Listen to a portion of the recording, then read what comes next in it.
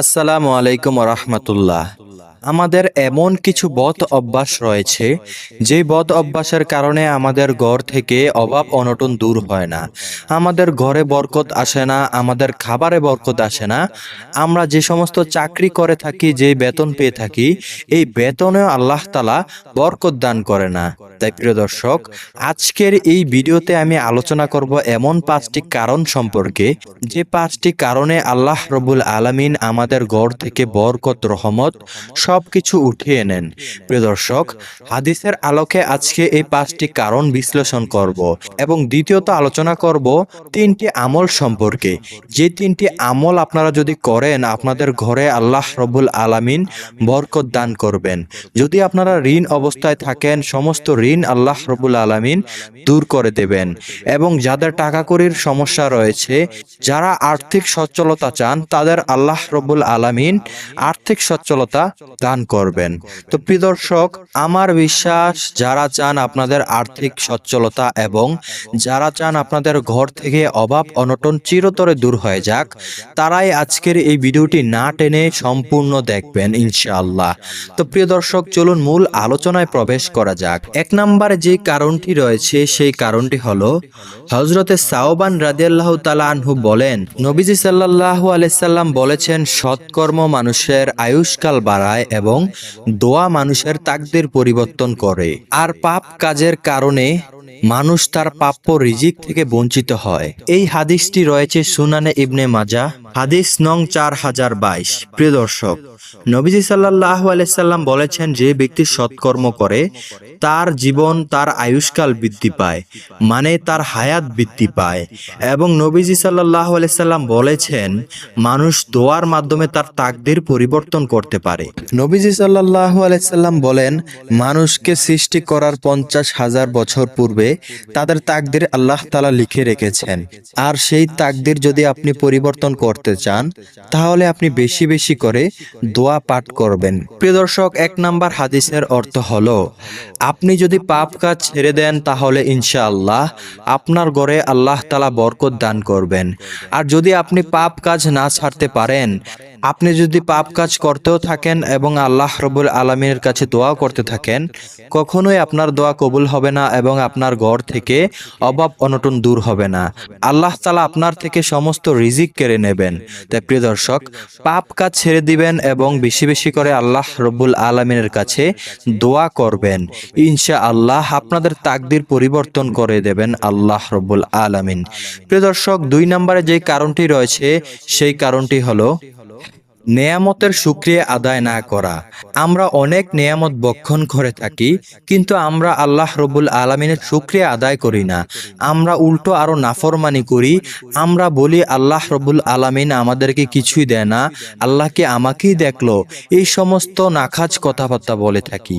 প্রিয় দর্শক, আমাদের ভাবা উচিত, যখন আপনি রাস্তা দিয়ে হাঁটেন, যদি কারো পা ল্যাংড়া থাকে, আপনার টেনশন করা উচিত, আপনার চিন্তা করা উচিত, এই বান্দার একটি পা নেই, কিন্তু আমার তো 2টি পা রয়েছে। আল্লাহ রব্বুল আলামিনের দরবারে আপনার শুকরিয়া আদায় করা উচিত। যখন বাজারে কিংবা কোথাও একজন মানুষকে আপনি দেখেন অন্ধ অবস্থায় ভিক্ষা করতেছে, তখন আপনার সাথে সাথে শুকরিয়া আদায় করা উচিত, হে আল্লাহ, আপনি আমাকে 2টি চোখ দিয়েছেন, এই 2টি চোখ দিয়ে আমি এমন সুন্দর সবুজ গাছপালা, এমন আকাশ, এমন পশু পাখি সমস্ত কিছু দেখতে পারি। আমি আমার পরিবারকে দেখতে পারি, আমার বাবা মা, ভাই বোন, আত্মীয় স্বজন, সন্তান, স্ত্রীকে দেখতে পারি।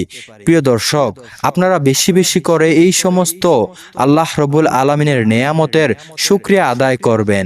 তাই প্রিয় দর্শক, কখনোই এই সমস্ত নেয়ামতের শুকরিয়া আদায় না করে আপনারা যদি আরো আল্লাহ রব্বুল আলামিনকে বলেন, আল্লাহ রব্বুল আলামিন আপনাদেরকে বিপদে রেখেছে, কিছুই দান করে না, গরিব হালতে রেখেছে, তাহলে আল্লাহ রব্বুল আলামিন আপনাদের থেকে বেশি বেশি করে আরো আযাব দিতে থাকবেন এবং নেয়ামত উঠিয়ে নেবেন।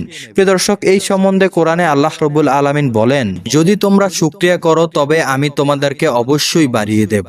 আর যদি তোমরা অকৃতজ্ঞ হও নিশ্চয়ই আমার আযাব বড় কঠিন। সূরা ইব্রাহিম আয়াত নাম্বার 7। প্রিয় দর্শক, এই আয়াতে আল্লাহ তাআলা বলেছেন, যদি তোমরা বেশি বেশি করে নেয়ামতের শুকরিয়া আদায় করো তাহলে আল্লাহ রব্বুল আলামিন তোমাদেরকে আরো বাড়িয়ে দেবেন। আর যদি তোমরা অকৃতজ্ঞ হও তাহলে আল্লাহ তাআলা তোমাদেরকে গজব নাজিল করবেন। প্রিয় দর্শক, আমরা অনেকেই রয়েছে 3 বেলা সুন্দর মতো খেয়ে চলতে পারি, তারপরে আমাদের অভিযোগের শেষ নাই। আমরা সব সময় সমাজের যারা বড় লোক রয়েছে তাদের দিকে খেয়াল করি এবং তাদের দিকে চেয়ে আফসোস করি। আমরা বলি তার গাড়ি আছে, বাড়ি আছে, তার বিশাল সম্পদ রয়েছে, আমাদের আল্লাহ তাআলা কিছুই দান করেন নাই। নাউজুবিল্লাহ। প্রিয় দর্শক, এই সমস্ত কথাবার্তা কখনোই আপনি বলবেন না। বরং আপনার নিচে যারা রয়েছে, যারা গরিব, যারা আপনার থেকেও গরিব, যাদের ঘর বাড়ি নেই, রাস্তাঘাটে ঘুমায়, এবং কি বিভিন্ন দেশের পরিস্থিতি দেখেন যেখানে মুসলিম বান্দারা সপ্তাহে একদিন খেয়ে থাকে, এমনকি দিনের পর দিন না খেয়ে থাকে, তাদের শরীরের গোস্তগুলো হাড়ের সাথে মিশে গেছে। প্রিয় দর্শক, ওই বান্দাদের প্রতি তাকিয়েও আপনারা বেশি বেশি করে শুকরিয়া আদায় করতে পারেন, কেননা আপনারা আল্লাহ রব্বুল আলামিনের নেয়ামত ভক্ষণ করে থাকেন এবং 3 বেলা 3 মুঠ খেয়ে বেঁচে আছেন। প্রিয় দর্শক, বেশি বেশি করে আল্লাহ রব্বুল আলামিনের কাছে শুকরিয়া আদায় করবেন এবং শুকরিয়া আদায় করবেন ওই অসুস্থ বান্দাকে দেখে, যে অসুস্থ বান্দা দিনের পর দিন হাসপাতালে দৌড়ায় আর আপনি দিব্যি সুস্থ ঘুরে বেড়াচ্ছেন। প্রিয় দর্শক, যত আপনি শুকরিয়া আদায় করবেন, আলহামদুলিল্লাহ আলহামদুলিল্লাহ বলবেন, তত আল্লাহ রব্বুল আলামিন আপনাকে বরকত দান করবেন। প্রিয় দর্শক, এই কারণে আমরা বেশি বেশি আল্লাহ রব্বুল আলামিনের গজবে রূপান্তরিত হই এবং আমাদের কাছ থেকে আল্লাহ রব্বুল আলামিন বরকত উঠিয়ে নেন। প্রিয় দর্শক, 3য় নম্বরে যে কারণটি রয়েছে, চলুন সেই কারণটিও আমরা জেনে নেই। আমরা সম্পদের অপচয় এবং অপব্যয় করে থাকি। আল্লাহ রব্বুল আলামিন কোরআনে বলেন, আর কিছুতেই অপচয় করো না, নিশ্চয়ই অপচয়কারীরা শয়তানের ভাই। শয়তান শ্রেয় পালনকর্তার প্রতি অতিশয় অকৃতজ্ঞ।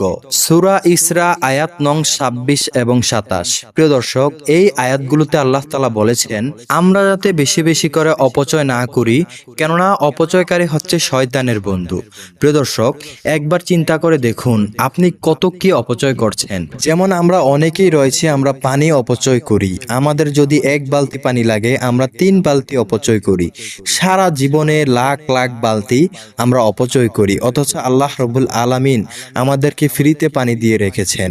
অন্যান্য কান্ট্রিতে যেয়ে দেখেন, যেমন সৌদি আরবে যেয়ে দেখেন, এই পানি কিনতে গেলে আপনার অনেক টাকা লাগবে, কিন্তু এই পানি আমরা ফ্রিতে পেয়েছি, সেই কারণে আমরা বেশি বেশি করে অপচয় করি।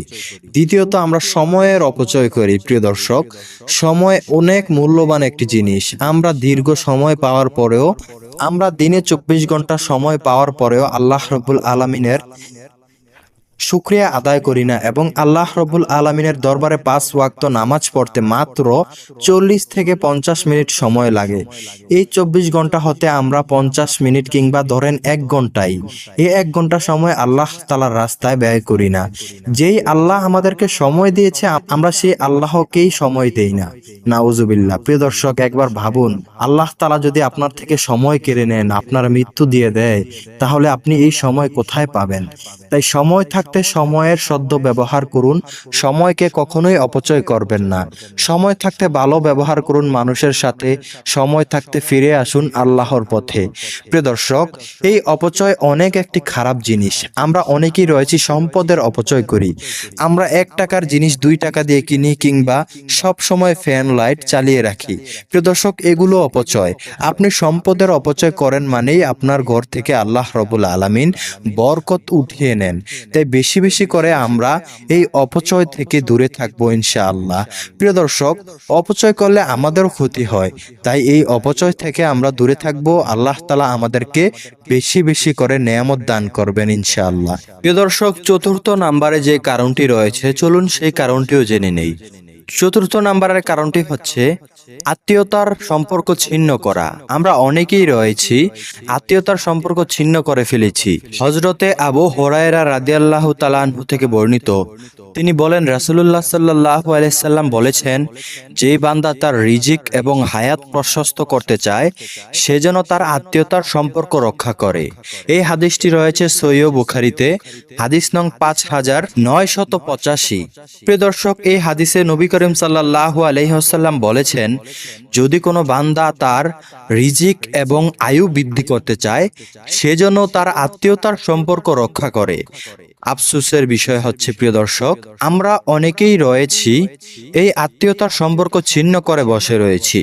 নয় চাচা, নয় ফুফু, নয় মামা, কোনো না কোনো কারণে এদের সাথে আমরা আত্মীয়তার সম্পর্ক ছিন্ন করে বসি।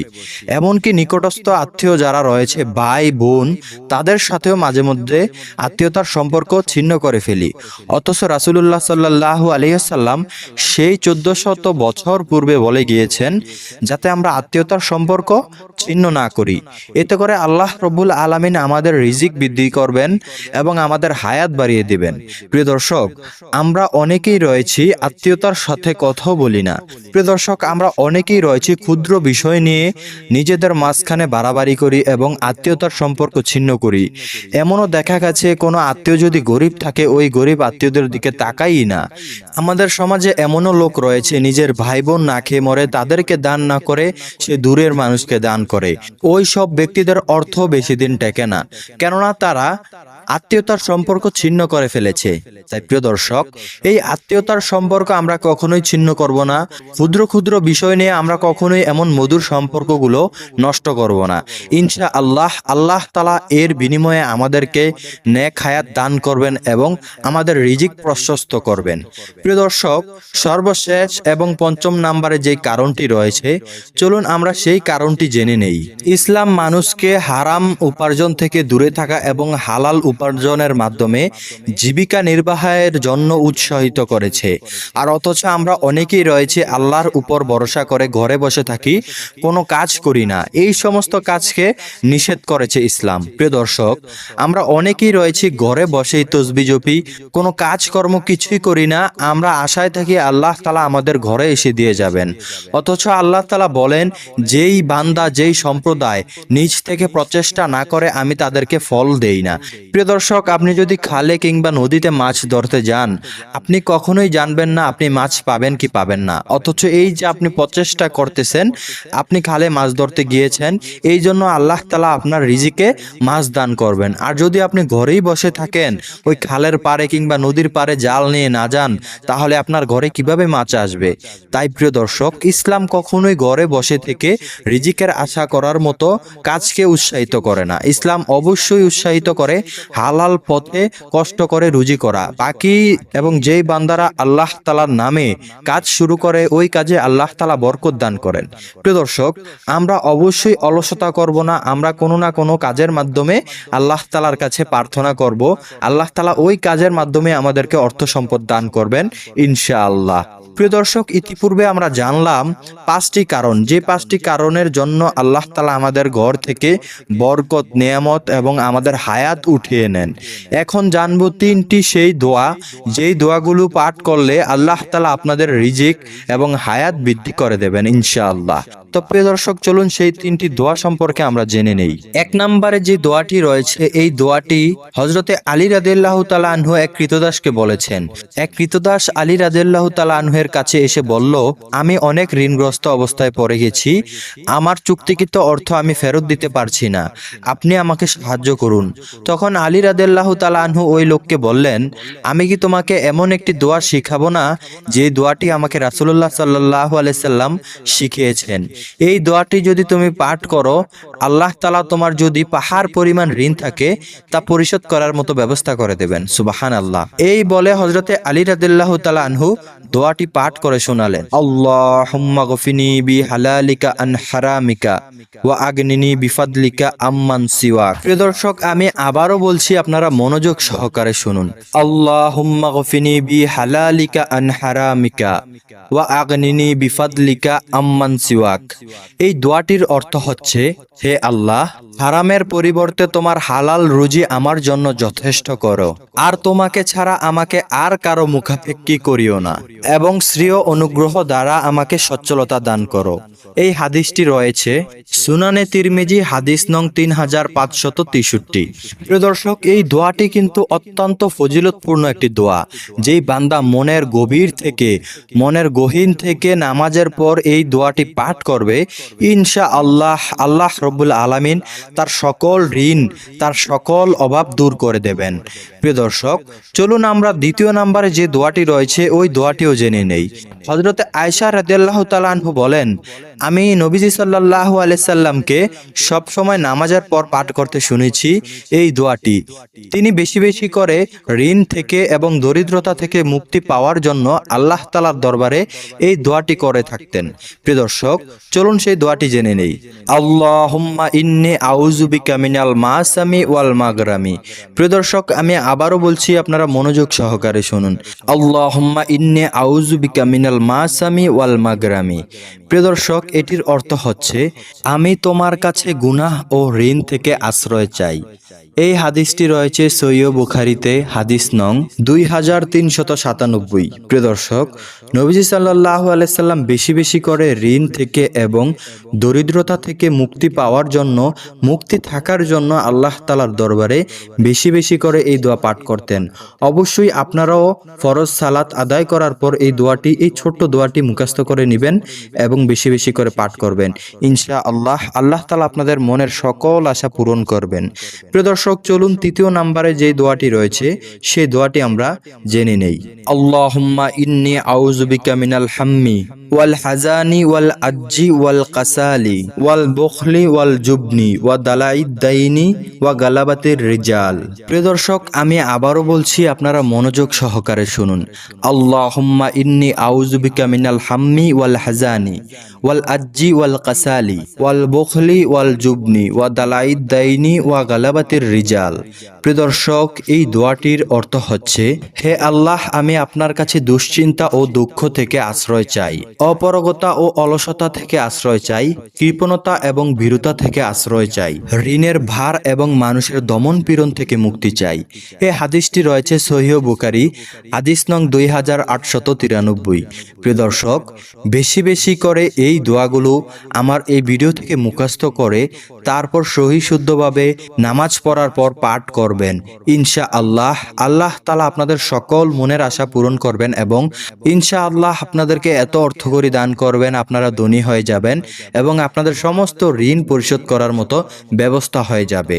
এবং প্রিয় দর্শক, আগের যে 5টি কারণ বলেছি, এই 5টি কারণও আপনারা মেনে চলবেন।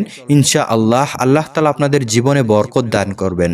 তো প্রিয় দর্শক, এই ছিল আজকের মতো ভিডিও। যদি ভিডিওটি ভালো লাগে থাকে, আমাদের চ্যানেলটি সাবস্ক্রাইব করে ভিডিওটিতে একটি লাইক দিয়ে আমাদের পাশে থাকবেন। আল্লাহ হাফেজ।